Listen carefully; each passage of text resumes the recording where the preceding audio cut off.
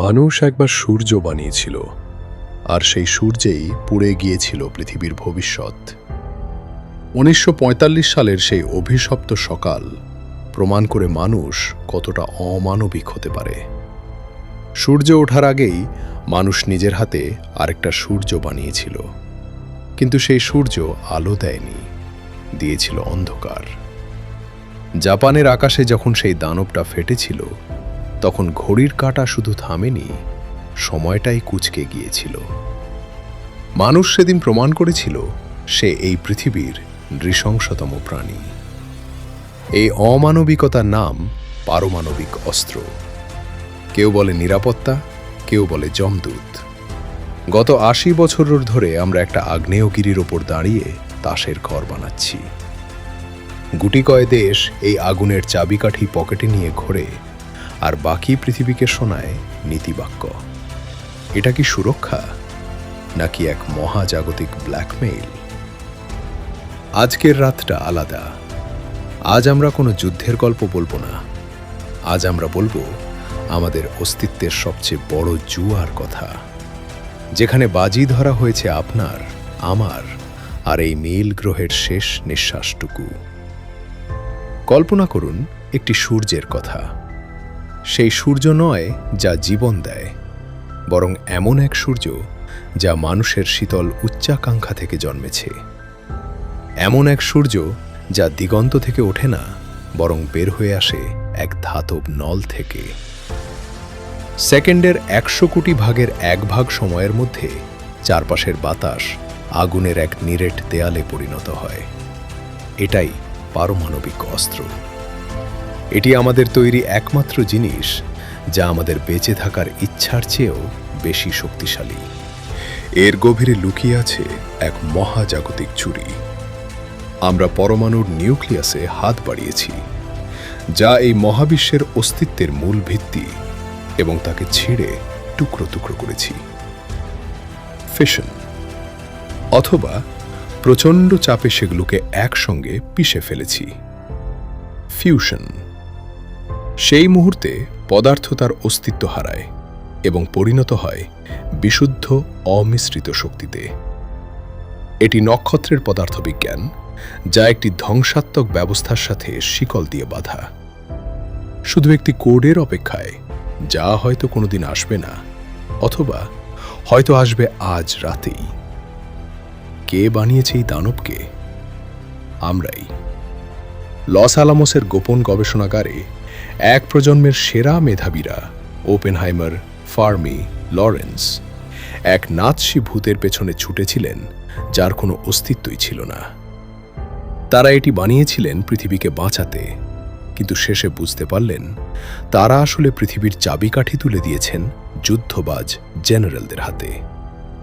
এবং তারপর আমরা এটি ব্যবহার করলাম। ১৯৪৫ সালের আগস্ট, হিরোশিমা, নাগাসাকি। এটি কেবল বোমা হামলা ছিল না, এটি ছিল মানবীয় সহমর্মিতার এক চূড়ান্ত বিসর্জন। ২ লক্ষ প্রাণ মুহূর্তেই বাষ্প হয়ে গেল, আর যারা বেঁচে রইল তারা অদৃশ্য রশ্মির প্রভাবে ভেতর থেকে পচে মরল। আমরা একে বলি অমানবিক, কিন্তু সেটা মিথ্যা। এটি গভীরভাবে মানবিক, কারণ কেবল মানুষই পারে এমন এক যন্ত্র বানাতে যা খেলার মাঠকে কবরস্থানে পরিণত করে চোখের একটি পলক ফেলার আগেই। রাশিয়া আর আমেরিকার হাতে মজুত আছে মোট অস্ত্রের ৯০%, যা চাঁদকে তার কক্ষপথ থেকে ছিটকে দেওয়ার জন্য যথেষ্ট। কিন্তু প্রান্তগুলোর দিকে একটু ভালো করে তাকান। উত্তর কোরিয়া মিসাইল পরীক্ষার আগুনের আভা দিয়ে নিজের অস্তিত্বের জানান দিচ্ছে, অথবা অস্তিত্ব রক্ষা করছে। আর ইসরায়েল, এক নীরব প্রেতাত্মা যার হাতে আগুন আছে কিন্তু স্বীকার করে না। এরপর আছে তাদের গল্প, যারা ব্যর্থ হয়েছে, যারা মুকুটের দিকে হাত বাড়িয়েছিল এবং তাদের হাত কেটে ফেলা হয়েছিল। ইরাকের ওসিরাক রিয়্যাক্টর ইসরায়েলি জেটের আঘাতে ধ্বংসস্তূপে পরিণত হয়েছে। লিবিয়ার গাদ্দাফি শান্তির আশায় তার পরমাণু প্রযুক্তি তুলে দিয়েছিলেন, কিন্তু কয়েক বছর পরেই তাকে মরতে হলো রাস্তার নর্দমায়। পৃথিবী এক অন্ধকার শিক্ষা নিল, আপনার কাছে বোমা থাকলে আপনি রাজা, আর যদি বানানোর চেষ্টা করে ব্যর্থ হন তবে আপনি কেবল একটি লক্ষ্যবস্তু। আর এখানেই লুকিয়ে আছে এক চরম ভণ্ডামি, পরমাণু নিরস্ত্রীকরণ চুক্তি। একটি দলিল যা বলে আমাদের 12,000 পারমাণবিক বোমা রাখার অধিকার আছে কারণ আমরা দায়িত্বশীল, কিন্তু আপনার একটিও রাখার অধিকার নেই। জাতিসংঘ নিরাপত্তা পরিষদের 5 স্থায়ী সদস্য প্লুটোনিয়ামের সিংহাসনে বসে বিশ্বকে নিরস্ত্রীকরণের নসিহত দিচ্ছে। এটি আসলে এক পারমাণবিক বর্ণবাদ।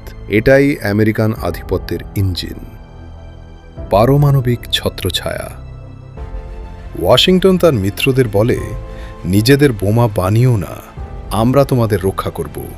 বিনিময়ে কি? আনুগত্য, নির্ভরশীলতা, এমন এক বিশ্ব যেখানে প্রতিটি বড় গণতন্ত্র আমেরিকার ব্রিফকেসের সাথে বাঁধা। এটি কেবল কোনো অস্ত্র নয়, এটি ভূ রাজনীতির চূড়ান্ত শিকল।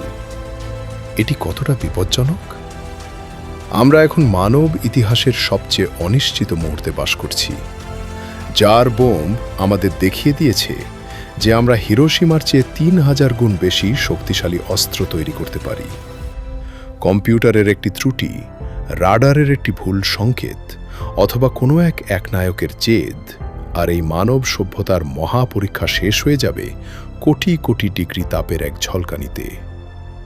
আমরাই একমাত্র প্রজাতি যারা নিজেদের ধ্বংস করার পথ খুঁজে বের করেছি, আর আমরাই একমাত্র প্রজাতি যারা এতটাই বোকা যে ভাবছি আমরা একে চিরকাল নিয়ন্ত্রণ করতে পারব। ঘড়ির কাঁটা শুধু টিকটিক করছে না, সে চিৎকার করছে। এই পৃথিবীর ভবিষ্যৎ অবশ্যই অন্ধকার।